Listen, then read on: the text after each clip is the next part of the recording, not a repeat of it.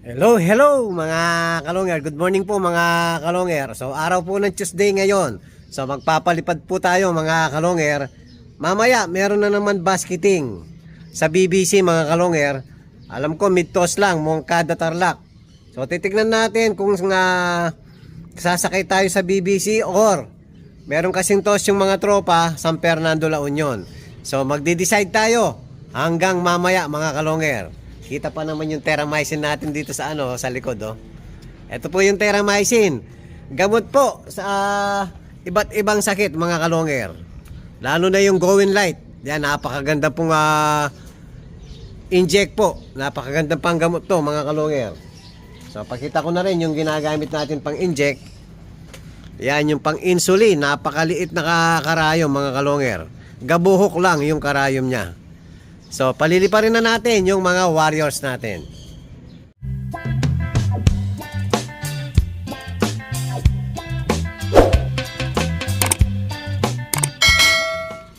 So, ayan mga kalongger, re-release na po natin yung mga ibon natin. Ayan, lipad! O, yung iba, hindi pa talaga marunong. Yung mga baguhan dito. O, baba. Baba.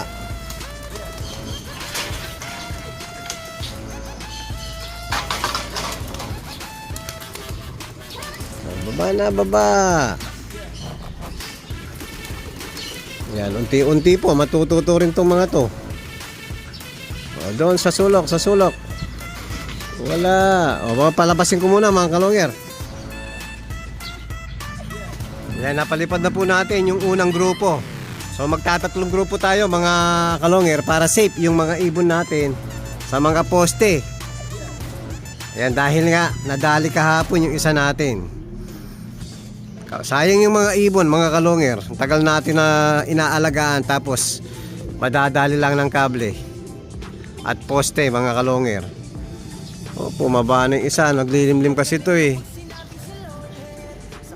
O yan mga kalonger, saglit lang. Bubugayin ko muna. Kakapakawala lang.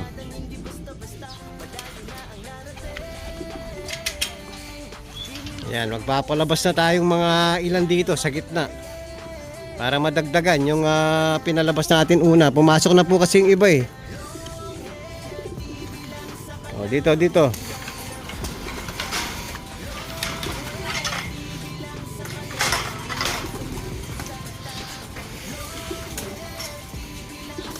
O, lipad!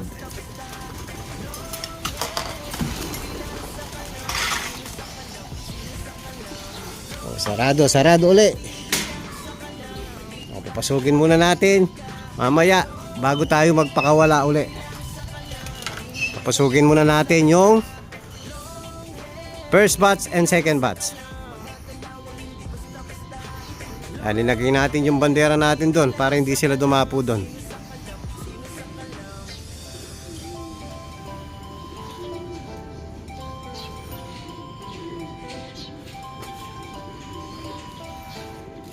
Yun mga kalonger, pinakawalan na rin natin yung pang third batch. So yung pang second batch natin, may natirang 6, ayaw bumaba. So sobrang lakas na ng resistensya nila mga kalonger. So sinabay ko na yung yung pang third batch.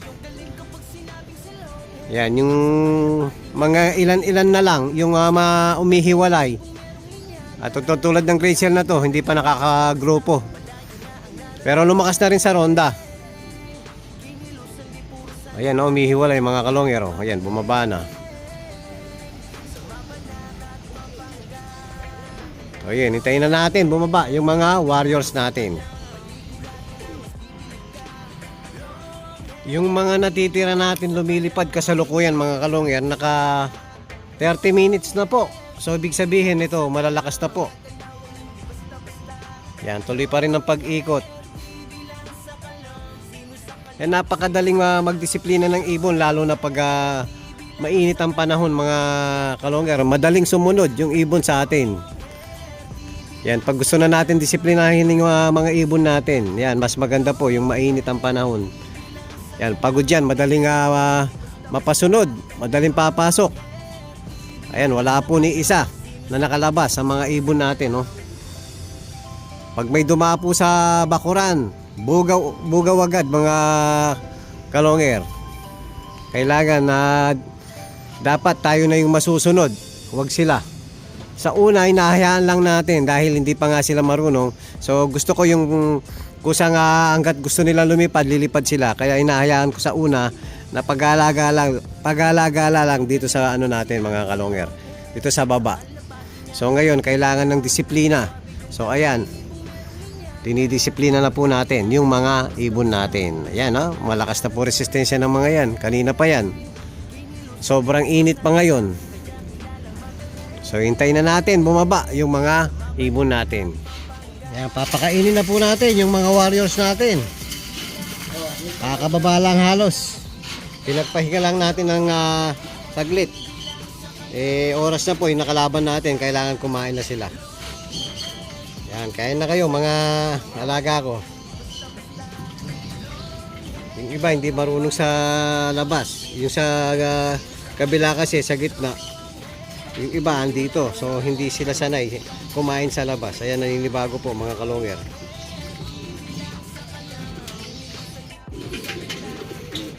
Yan, binigyan natin ng Bitmin Pro. Tuesday po ngayon mga kalonger. Yan, ubos na rin yung dito sa kabila.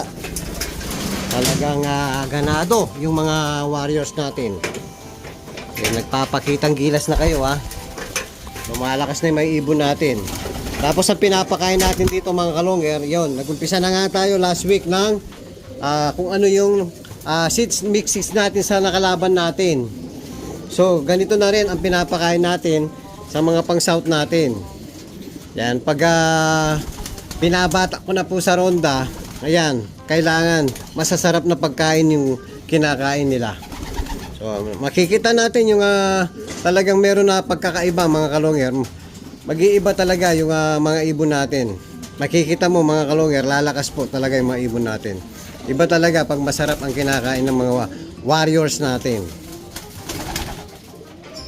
Hello mga kalonger. Meron pala tayong padating na ibon mga kalonger. Nadakit po yung isang ibon natin sa Cavite. Ngayon, napakabait ng nakahuli mga kalonger. Ang magkaibigan na si Sir Memel at saka si Sir RB. So ngayon po, tinawag sa atin mga kalonger dahil po nakita nila yung mga clip ring natin at saka yung singsing ng ibon. Dahil nga nanonood po sila ng ano natin, vlog natin.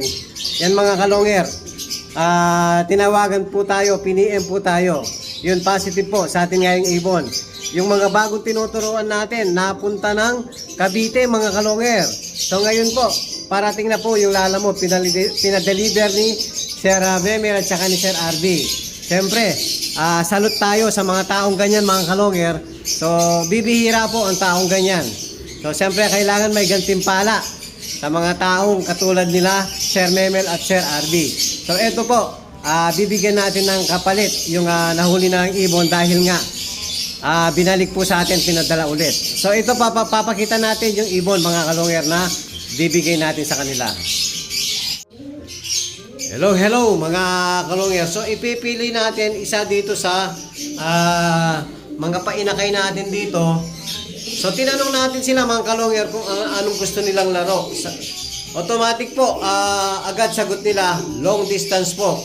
So bibigyan natin ng pang long na ibon, pang long distance sa ibon. So ito po ang magulang. Ito po kilalang kilala, ang nanay ni Sibat. Ayan. So Tacloban finisher, 2 times lap champion po. So ang kapares, Koi Players Japan, checkered po, producer na po ng napakaraming panalo nito. So nag-produce na rin po ng Javier ito mga kalonger. So solid po ang parisan nito. So kasalukuyan may anak, so kukuha tayo dun sa nauna sa kanila. So ang anak nila, yung nauna, isang blue bar, isang grisel. Kaya lang yung isang grisel, naka-reserve na kay Sir Christian Jasper. So yung kapatid niya ang ibibigay natin kay Sir. Ito yung blue bar mga kalonger. Yan, napakagandang ibon. Yan po, nagta-tri-bar mga kalonger. Oh. Yan, gandang ibon. So halos parating na po yung rider mga kalonger. So ayan po, ikakahon na po natin yung ibon na bibigay natin nakapalit sa ibabalik nilang ibon sa atin mga kalonger. Ay, ibabox na kita ha. O, tingin ka muna rito. O, ibabox na po natin. Ayan, parating na rin po yung rider. Oops, lumalabas. Ang hirap ng walang katulong mga kalonger. Nagbabox ka, nagbibideo ka pa.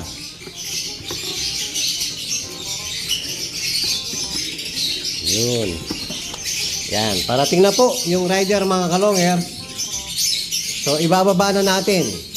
Tapos mamaya mga kalonger, meron pinabidyo ko po yung ibon para makita nyo po yung mga nakahuli sa mga ibon natin. Morning, Idol Longer. Ito na ibon mo. Napadpad sa Cavite. Cavite, napalayo. Ito po yung ring. CFL Cosa.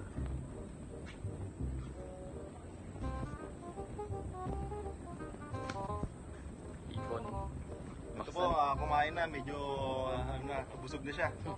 Nagkalaman-laman na. Baksa natin.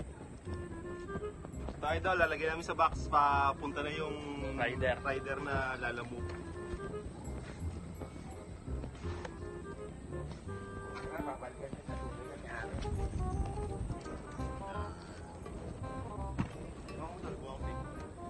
Diyan ba yung tape?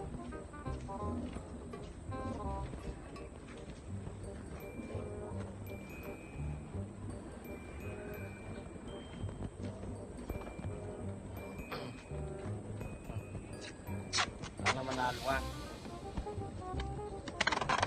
Nag-advance training na, papuntang South. Iba talaga ibon mo idol. Advance training. Advance. Sumabay na sa mga pang-north, pauwian.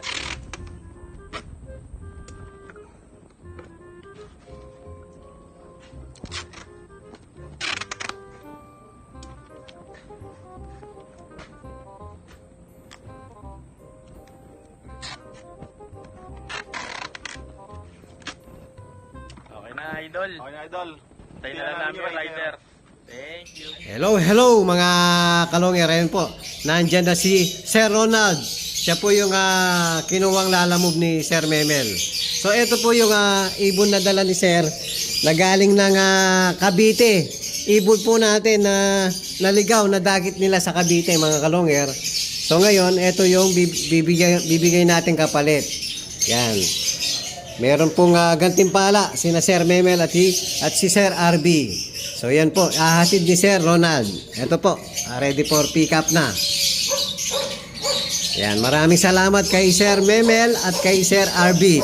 So salute po ako sa inyong dalawa. Napakabait nyo po mga kalonger. So sana po, marami pa yung gumaya. Sa tulad yung napakabait po na nagsusoli sa mga dakit mga kalonger. So, ingat idol ha. Thank you very much. Malayo pa biyahe. Thank you. Sige, thank you. Hello mga kalonger. So eto na po yung nadagit natin kalapate sa Cavite. So yung mga bagong tinuturuan natin mga kalonger, natagay sa mga dumadaan, nakalaban sa BBC siguro mga kalonger. So i-unbox na po natin mga kalonger. So ayan mga kalonger oh. Yan, pipesto natin pang thumbnail. O yan mga kalonger. O i-unbox na po natin. So sisirain ko na po yung box. So maraming salamat ulit kay Sir Memer at saka kay Sir RB. Yun, namayat na po yung kalapate pero nakakabawi pa to.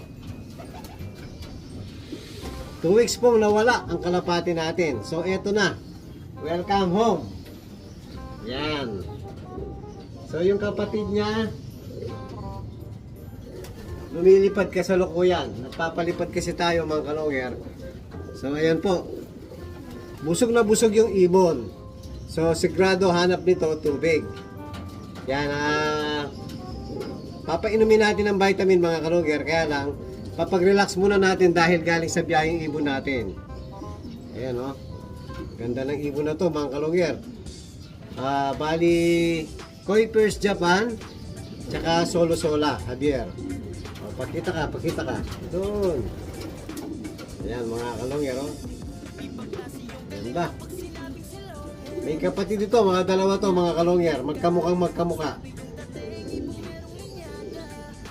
Papakawalan natin, tingnan natin kung natatandaan pa yung lugar niya mga kalongyer.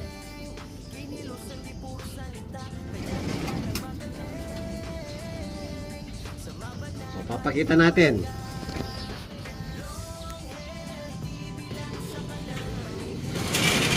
So ayan po.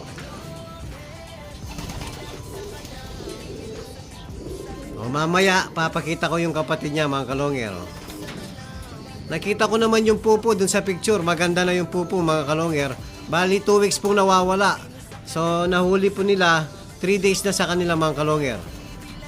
O yan, tubig agad ang hinahanap po. Yan. O, so bibigyan natin ng tubig mga kalongyer. Kulang po. Kulang yung simot na. O, kilalang kilala ang lugar niya mga kalongyer.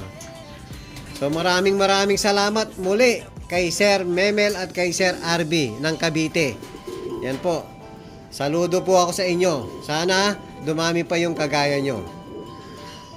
Yan po yung update natin sa nadagit nating ibon. Yan, bagong tinuturuan, napunta ng Cavite. Yan, relax ka muna. Yan po mga kalongyer, maraming salamat po.